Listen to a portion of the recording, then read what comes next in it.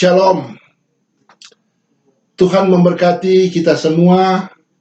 Dari waktu ke waktu kita boleh menikmati hidup ini karena anugerah Tuhan, karena berkat Tuhan yang begitu luar biasa dalam hidup kita.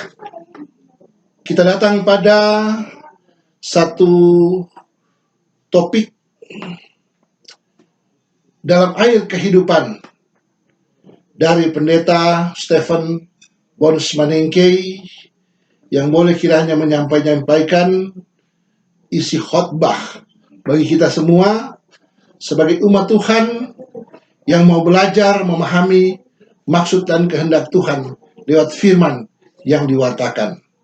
Tentunya dalam kesempatan ini kami mohon kepada kita semua yang turut menyaksikan atau menonton channel Air Kehidupan dari pendeta Stephen Bonsmanengke untuk memberikan subscribe, like, share, dan komen dari isi khotbah yang boleh kami sampaikan dalam kesempatan ini. Terpujilah nama Tuhan, karena segala sesuatu Dialah yang patut kita puji, kita puja, kita agung-agungkan kehadiratnya yang suci dan maha kudus. Mari kita satu dalam doa. Kami mengucap syukur padamu Bapa di sorga, atas keagunganmu, atas kasih setiamu, atas berkatmu yang sudah kami miliki. Kami rasakan dalam hidup kami, karya besar yang boleh Engkau berikan bagi kami, sebagai anugerah dan berkat Tuhan dalam kehidupan kami sebagai orang yang percaya. Kami mau belajar memahami firman-Mu Tuhan. Siapkanlah hati, pikiran kami, bejana rohani kami untuk diisi oleh kebenaran firman-Mu itu. Kami puji muliakan Engkau selalu Bapa di sorga, dalam nama Tuhan Yesus Kristus, firman yang menjadi manusia. Amin. Marilah umat Tuhan, kita semua membaca Alkitab yang terambil dalam Yohanes pasal 21 ayat 1 hingga ayat yang ke-14. Yohanes 21 ayat 1 hingga ayat yang ke-14. Tema perikop yaitu Yesus menampakkan diri kepada murid-muridnya di pantai Danau Tiberias. Kemudian Yesus menampakkan diri lagi kepada murid-muridnya di pantai Danau Tiberias, dan ia menampakkan diri sebagai berikut. Di pantai itu berkumpul Simon Petrus, Thomas yang disebut Didimus, Nathanael dari Kana yang di Galilea, anak-anak Zebedeus, dan 2 orang muridnya yang lain. Kata Simon Petrus kepada mereka, "Aku pergi menangkap ikan." Kata mereka kepadanya, "Kami pergi juga dengan engkau." Mereka berangkat lalu naik ke perahu, tetapi malam itu mereka tidak menangkap apa-apa. Ketika hari mulai siang, Yesus berdiri di pantai, akan tetapi murid-murid itu tidak tahu bahwa itu adalah Yesus. Kata Yesus kepada mereka, "Hai anak-anak, adakah kamu mempunyai lauk pauk?" Jawab mereka, "Tidak ada." Maka kata Yesus kepada mereka, "Tebarkanlah jalamu di sebelah kanan perahu, maka akan kamu peroleh." Lalu mereka menebarkannya, dan mereka tidak dapat menariknya lagi karena banyaknya ikan. Maka murid yang dikasihi Yesus itu berkata kepada Petrus, "Itu Tuhan." Ketika Petrus mendengar bahwa itu adalah Tuhan, maka ia mengenakan pakaiannya, sebab ia tidak berpakaian, lalu terjun ke dalam danau. Murid-murid yang lain datang dengan perahu, karena mereka tidak jauh dari darat, hanya kira-kira 200 hasta saja, dan mereka menghela jala yang penuh dengan ikan itu. Ketika mereka tiba di darat, mereka melihat api arang dan di atasnya ikan dan roti.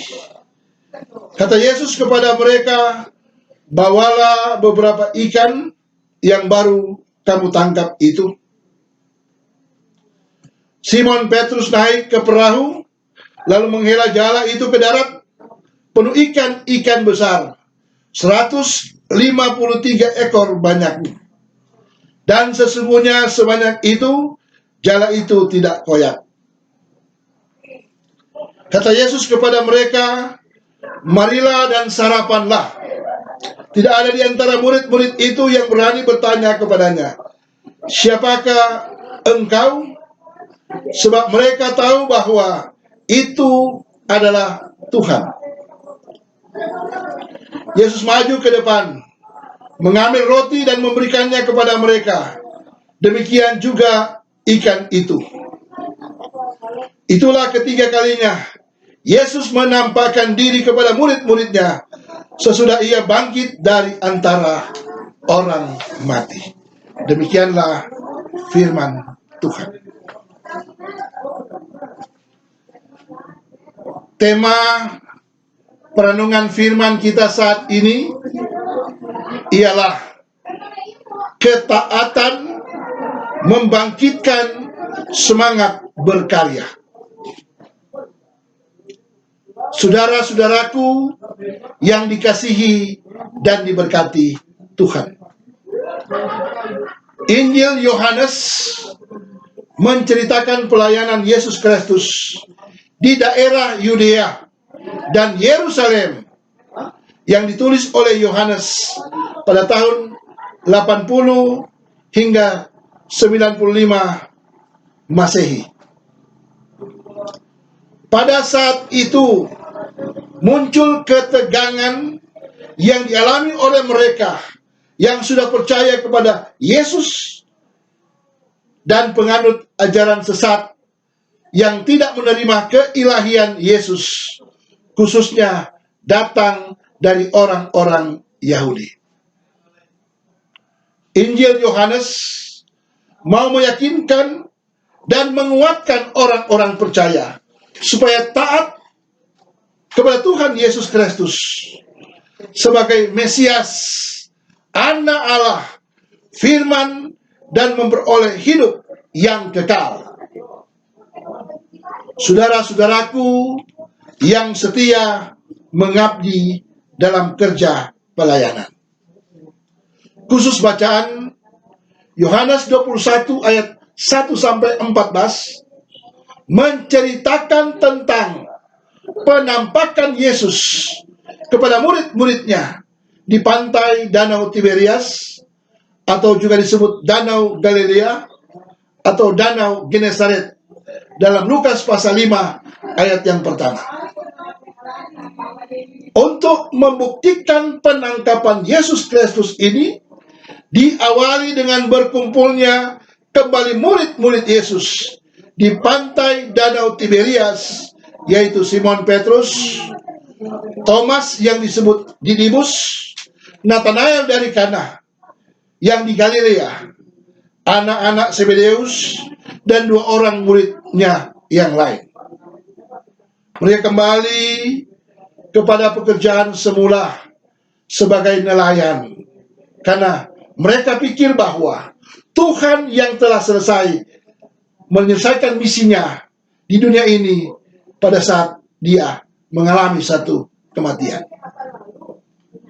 Padahal Yesus sudah mengingatkan dan menyuruh para murid untuk pergi ke Galilea, dan dia akan menemukan mereka di sana setelah dibangkitkan atau memenangkan kuasa dosa dan maut dalam Markus 14 ayat 28 dan Markus 16 ayat yang ke-7. Saudara-saudara, Simon Petrus pertama kali mengatakan, "Aku pergi menangkap ikan di pantai Danau Tiberias atau Danau Galilea." Seperti biasanya, mereka menangkap ikan-ikan walaupun mereka sudah profesional dalam pekerjaan-pekerjaan mereka ini, yaitu sebagai seorang nelayan. Ayat 1 sampai ayat yang ke-3. Suatu hari mulai siang, murid-murid Yesus awalnya tidak mengenali Yesus. Lu nak kenal dong bingung.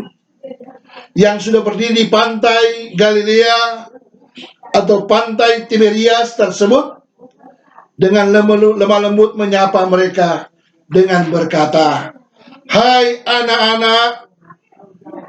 Mereka jawab, "Tidak." Mereka hanya diam. Lalu Yesus Kristus memerintahkan mereka untuk menebarkan jala di sebelah kanan perahu, dan mereka akan memperolehnya, itu memperoleh ikan yang begitu banyak. Oleh karena ketaatan membangkitkan semangat berkarya, sehingga para murid mengikuti perintah Yesus untuk menebarkan jala, dan sungguh hasilnya sangat luar biasa, sehingga jala tidak dapat ditarik karena banyaknya ikan yang mereka dapat. Ayat 4 hingga ayat yang ke-6.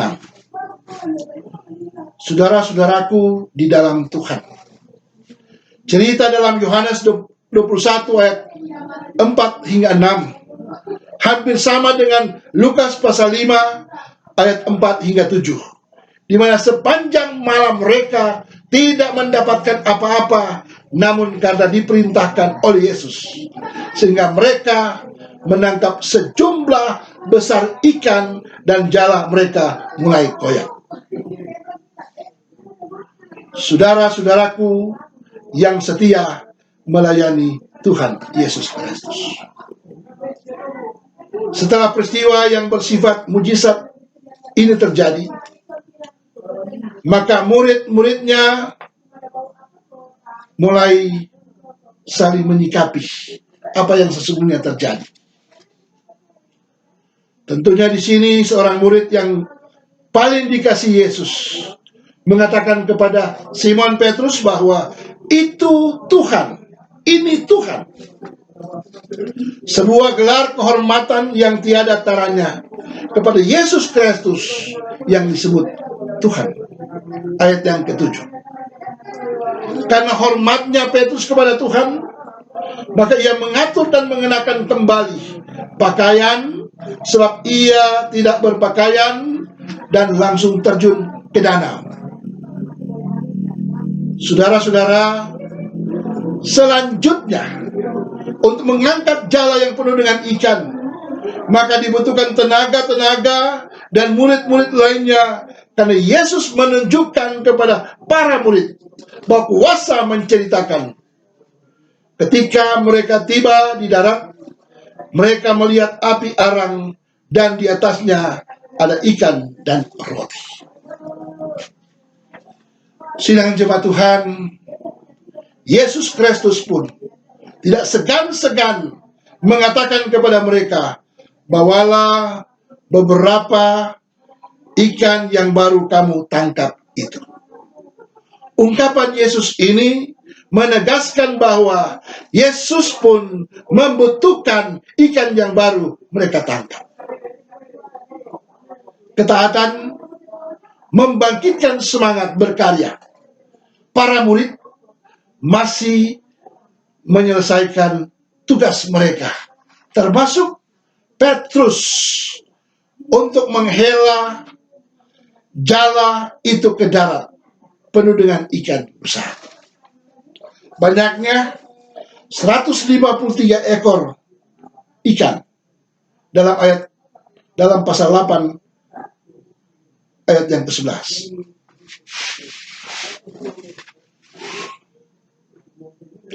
Setelah mereka membereskan hasil tangkapan mereka, Yesus berkata kepada mereka, marilah dan sarapanlah, dengan maksud supaya mereka mengenal dan percaya kepada Yesus Kristus yang adalah Tuhan. Walaupun para murid tidak ada yang bertanya kepadanya, siapakah engkau? Menunjuk kepada Yesus. Sebab mereka telah meyakini dengan iman mereka bahwa Dia, Yesus, yang adalah Tuhan, yang telah menampakkan dirinya untuk ketiga kalinya dalam ayat 12 hingga 14. Sekiranya kita semua diberkati oleh Yesus Kristus. Terpujilah nama Tuhan, Soli Deo Gloria. Amin. Mari berdoa. Ya Tuhan Allah, Tuhan kami yang hidup, Tuhan kami yang selalu menolong kami, Tuhan kami yang selalu menghentar kami, menjaga dan memelihara kami yang berusaha untuk hidup di dalam Engkau Tuhan, mau belajar memahami kehendak-Mu Tuhan, mau menjadi firman yang hidup akan apa yang sudah kami dengarkan, akan apa yang sudah hamba wartakan dalam kesempatan ini, menjadi pelaku-pelaku firman dalam kehidupan kami. Terima kasih Bapa di sorga, di dalam nama Tuhan Yesus Kristus. Amin. Terima kasih kepada kita semua pemirsa yang menyaksikan atau menonton video ini. Kami sampaikan terima kasih banyak, Tuhan berkati. Tapi jangan lupa subscribe Akang, kemudian di like, di share, dan diberikan komentar. Banyak hal yang perlu kita belajar bersama, menyangkut apa yang perlu kita telusuri, kita telaah, kita sampaikan sebagai berita firman Allah, Injil Yesus Kristus yang harus disampaikan sampai ke ujung dunia. Tuhan berkati kita semua. Shalom, terpujilah namanya. Amin.